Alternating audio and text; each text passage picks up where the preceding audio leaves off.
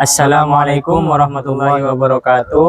Kami dari kelompok 11 di sini kami akan mempresentasikan dari hasil wawancara kepada petani tembakau yang ada di Desa Bataan, Kecamatan Penarukan, Kabupaten Situbondo. Dan perkenalkan, nama saya Ainur Rashid. Saya Angga Kurdiansyah.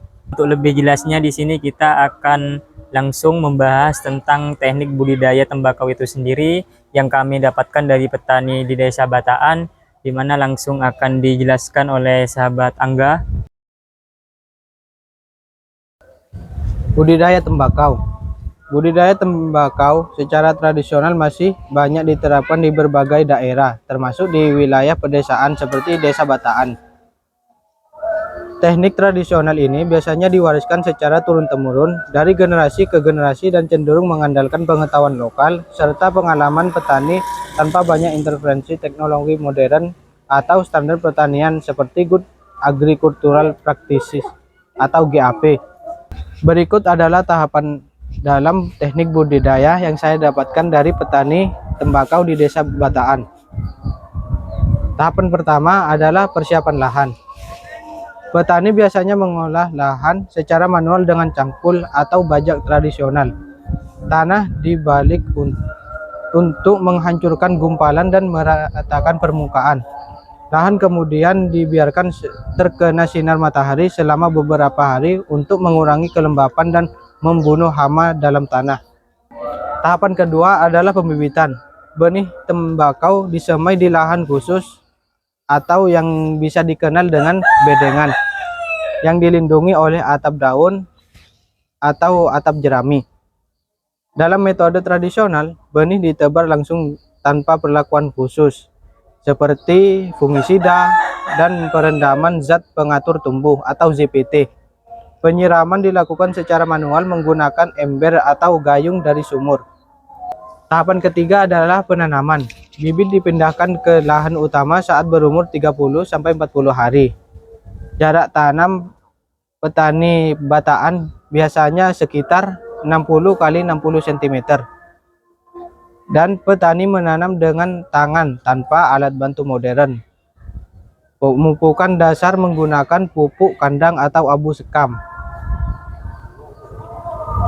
Tahapan keempat adalah pemeliharaan. Petani di sana biasanya melakukan secara sederhana, yaitu penyulaman atau mengganti tanaman mati sebelum hari setelah tanam. Yang kedua, penyiangan, menghilangkan gulma dengan tangan atau alat sederhana. Yang ketiga, pemupukan susulan.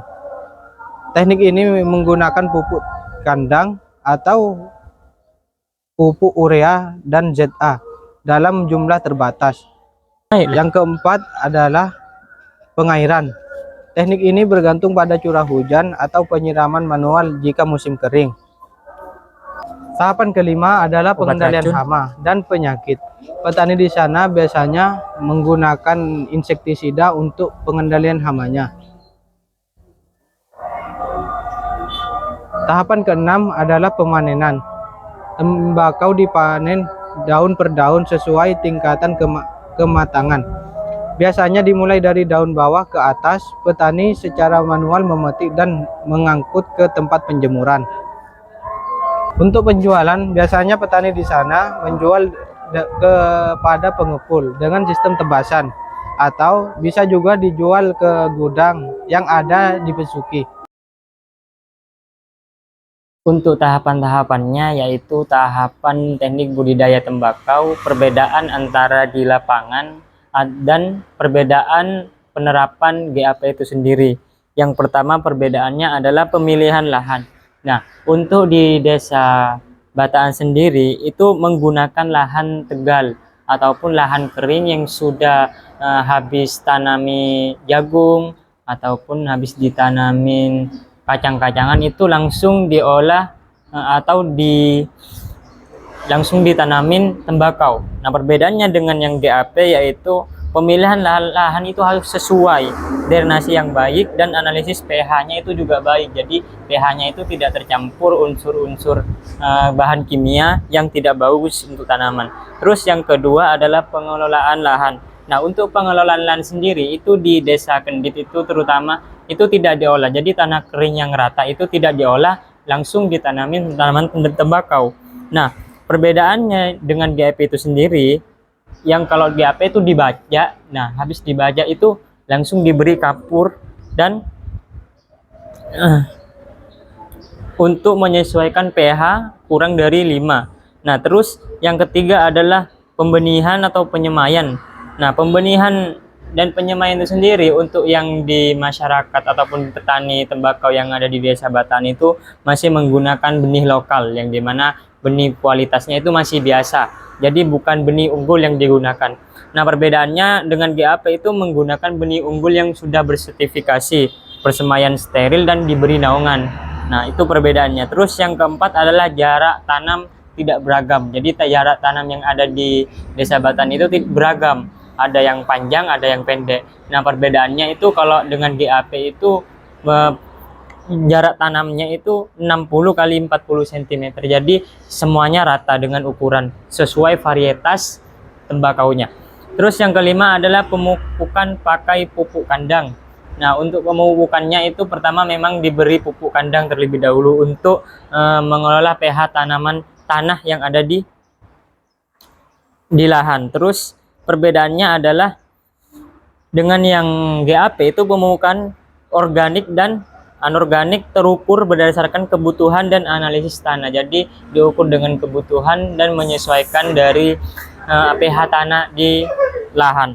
Terus tahapan yang keenam yaitu penyulaman dan penyiangan. Nah, penyulaman itu sendiri ketika ada tanaman yang sudah mati itu langsung diganti dengan tanaman yang baru atau benih yang baru. Nah, ketika dia itu berbeda ukurannya, maka itu tidak hasilnya itu di sana ada yang panen, ada yang masih kurang karena tanamannya itu berbeda penanamannya. Ada yang sudah lama dan ada yang sudah baru diganti yang baru.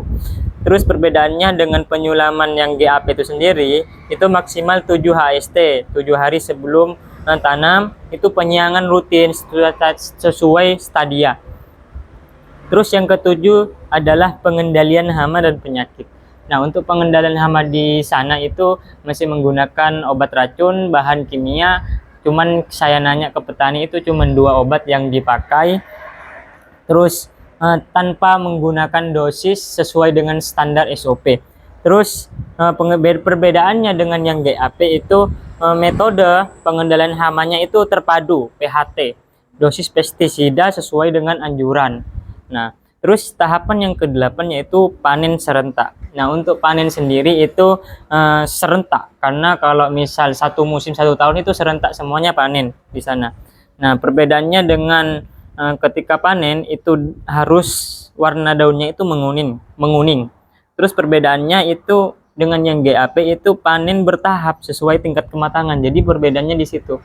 Nah, kalau di sana itu panennya itu langsung serentak selahan. Namun yang menurut GAP itu panennya itu bertahap. Jadi kalau ada yang matang duluan, maka itu yang dipanen. Namun tidak semuanya langsung dipanen. Nah, begitu. Sesuai dengan tingkat kematangannya kalau di GAP. Tahapan yang 9 yaitu pengeringan. Nah, untuk pengeringannya sendiri itu menggunakan metode dijemur di tanah, di lahan oleh petani, terus tidak diberi peneduh. Nah, perbedaannya dengan yang GAP itu menggunakan sistem pengeringan terkontrol. Nah, di tempat yang bersih dan teduh. Yang ke-10 adalah sortasi dan grading. Nah, yang dilakukan di sana itu sortasinya itu pemilihannya itu langsung semuanya langsung dijual ke gudang. Nah, gudangnya itu ada di Besuki. Nah, sering dicampur. Jadi semuanya itu tercampur. Ada yang sudah matang duluan, ada yang baru mau matang. Itu tercampur di sana karena dari proses pemanenannya saja sudah berbeda. Nah, menurut yang GAP itu dilakukan sortasi berdasarkan ukuran. Jadi perbedaan ukurannya itu harus disesuaikan. Kalau yang besar-besar, yang kecil. Nah, terus aroma, warna, dan mutu. Itu yang menurut GAP. Terus biasanya permasalahan di sana itu akses gudang. Kalau yang di Desa Bataan itu akses gudang yang jauh ke Desa Besuki, ke Besuki, gudangnya itu ada di Besuki. Biasanya petani itu melakukan panennya itu melalui metode langsung ditebas oleh pengepul atau dibeli langsung sebelum panen, dan ada yang dijual hasilnya langsung. Nah, dari hasil analisis saya terhadap petani tembakau yang ada di Desa Bataan, metode yang mereka gunakan itu masih menggunakan metode lama, karena mereka itu sudah berpengalaman puluhan tahun dari turun-temurun. Jadi mereka kebanyakan itu masih kurang dalam hal pendidikan, karena mereka menggunakan cara-cara yang sudah lama dan tidak terbarukan, dan tidak menggunakan inovasi terbaru seperti GAP. Jadi keunggulan yang ada di lapangan di Desa Bataan itu adaptasinya tinggi terhadap kondisi lokal. Terus biaya produksinya itu rendah karena minimnya modal. Terus pengalaman petaninya itu sudah turun-temurun. Nah, kelemahannya yaitu adalah mutu hasil tidak seragam, potensi hasil kurang maksimal, dan rentan terhadap serangan penyakit karena tidak ada rotasi atau PHT. Jadi itu. Kesimpulannya adalah petani tembakau yang ada di Desa Bataan itu tidak menerapkan Good Agricultural Practice atau GAP karena mereka cenderung menggunakan tradisi turun-temurun dan tidak menggunakan program inovasi GAP itu sendiri. Mungkin itu saja yang dapat saya presentasikan dari hasil wawancara kami kepada petani tembakau yang ada di Desa Bataan. Kurang lebihnya mohon maaf. Assalamualaikum warahmatullahi wabarakatuh.